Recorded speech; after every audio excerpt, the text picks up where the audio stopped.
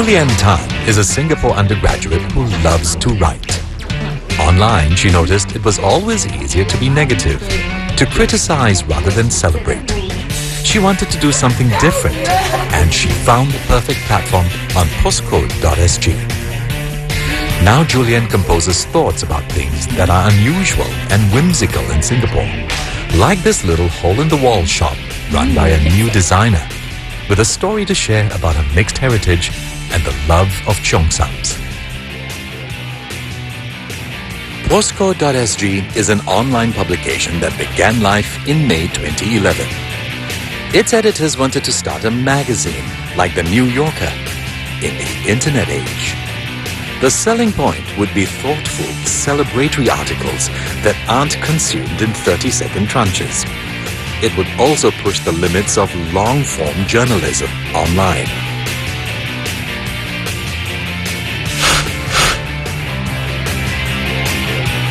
Definitely, from the beginning, we wanted thoughtful pieces. I don't think I agree that the internet is necessarily incompatible with thoughtfulness and reflection. The internet is just a means of distribution. So similarly, I think that the internet is going through that first phase where everybody is about immediacy and it's about newness and it's about quickness. And then now we're coming out of that and we're thinking, what can we do to explore the potential of the internet? Can we have things that are just distributed widely over the internet, but are more thoughtful, but are more reflective, that are deeper? And that's where I'd like to see ourselves. So far, the team at POSKOD.SG seems to have no problems finding like-minded readers. Huzair is a book lover, and one can imagine him waxing lyrical about the tactile feel of old book covers and the smell of ink on paper. But this renowned playwright is not sentimental when it comes to the medium in which words are carried. We have to remember that when the printing press was invented, a lot of the educated class thought it was like the most horrific thing.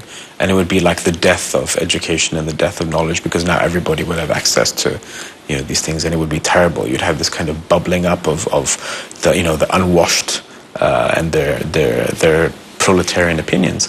But obviously that's proven not to be the case. People always say it was better in the old days, but they've been saying that forever. You've just got to accept things and make the best of it and try, amidst the change, to reassert what are the values that are important to you. So yes, I think thoughtful communication is important, genuineness of emotion is important, authenticity is important, and all these things I think ultimately, even in a digital, online, wired environment, all those things are rising to the surface. People are privileging that above everything else.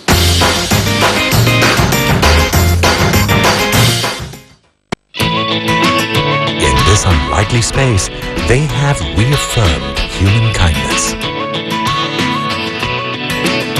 discovered hope and maturity, authored thoughtfulness and laughter, and found reflections of real society, good and bad.